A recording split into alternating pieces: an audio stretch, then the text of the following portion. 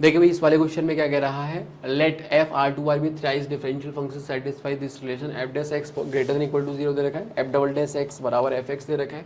और ये सब भी दे रखा है, और ये हमें पूछा गया। तो देखो यहाँ से शुरू करेंगे ऑफकोर्स कार्यक्रम। ये देखो एफ डबल डैश एक्स बराबर क्या दे रखा है, एफ एक्स दे रखा है। तो इस तरह के सवाल क्लास नोट्स में आपको कराए जाते हैं, कराए हैं, ठीक है, कि भाई अब इनके बीच की कड़ी क्या है, एफ डैश है ना, तो एफ डैश से आप बेटर है कि मल्टीप्लाई कर देते हैं, है ना, तो एफ डैश इंटू एफ बराबर इधर से कितना आएगा, एफ डैश इंटू एफ आएगा, ठीक है। तो अब क्या है कि जब हम इंटीग्रेट करेंगे तो दिख रहा है ना इसका डेरिवेटिव बगल में पड़ा हुआ है,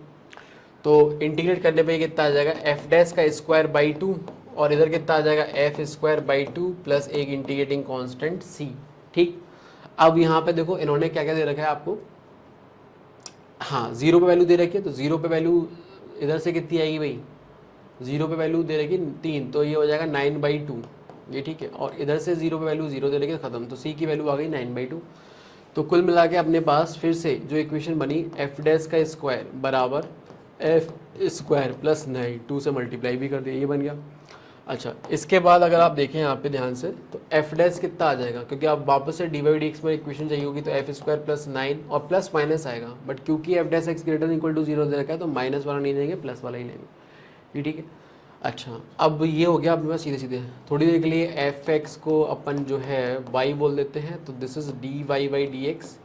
और ये आ जाएगा कितना, square root of Y square plus 9। अब variable separable,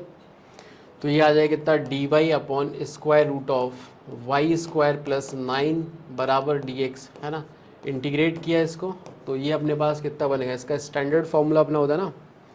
L N of mod of Y plus square root of Y square plus 9 हो जाएगा, and this is equal to क्या, एक्स प्लस कुछ के, ठीक है भाई। और हमें देखो क्या दे रखा है इन्होंने, 0 पे वैल्यू 0 दे रखी है, वही लगा देते, तो 0 पे 0 मतलब ये कितना हो जाएगा, ln3, और के आ जाएगा ln3, तो ln of y plus square root of Y square plus 9, ठीक है। ये तो पॉजिटिव ही होगा, तो मॉड हटा दो आप, मतलब पॉजिटिव तो क्या होगा बेसिकली, जिस रेंज में अपन काम कर रहे हैं, या फिर ऐसे बोलो इसको, ज़्यादा तुम समझ जाओगे। बेसिकली क्या होगा, देखो अभी वैल्यू मत डालो, ये लिखा आपने, तो आप क्या लिखो, y plus square root of Y square plus 9, this is equal to e की पावर x प्लस के आएगा, मतलब बेसिकली ई की पावर x इंटू कुछ लैम्डा आ गया, ई की पावर k, है ना, सही है। तो अभी मॉड था यहाँ पे, वो प्लस माइनस बेसिकली लैम्डा में कंज्यूम हो गया, ये ठीक है।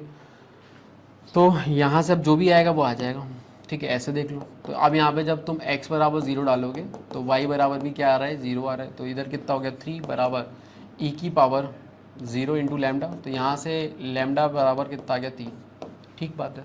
तो जो अपने पास फंक्शन आएगा वो F X plus square root of F X का होल स्क्वायर प्लस 9 बराबर 3 ए की पावर x ही आ गया। अब हमें वैल्यू चाहिए किस पे, x इज इक्वल टू इस पे, तो x is equal to L N of, ये डाल दो आप 3, सही।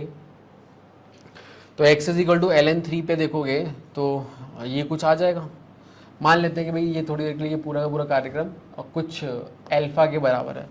तो बेसिकली जब डाल लेंगे वैल्यू तो ये अल्फ़ा आ जाएगा, alpha plus square root of, देखो भाई अल्फ़ा स्क्वायर प्लस 9 बराबर 3 टाइम्स ऑफ ई की पावर ऑफ ln3, ये समझ में आता है कितना आ गया 9, ठीक है ना, सब सही चल रहा है क्या, चल ही रहा होगा, बोलो ये 9 बन गया, ठीक है। अब हमने अल्फ़ा को उधर भेज दिया तो स्क्वायरिंग कर दी, तो अल्फ़ा स्क्वायर प्लस 9 बराबर 9 माइनस अल्फ़ा का स्क्वायर करेंगे, this is equal to 81 plus alpha square minus 18 alpha, तो अल्फ़ा स्क्वायर कट गया, एंड 18 9 उड़ा दो तो 1 बराबर 9 माइनस 2 अल्फ़ा, तो यहाँ से अल्फ़ा 2 अल्फ़ा बराबर 8 आ गया, तो अल्फ़ा की वैल्यू कितनी आ जाएगी 4, तो बेसिकली ये हो गया 4, तो 9 इंटू 4 तो 36 आ जाना चाहिए भाई, सही है, बच गए, है ना।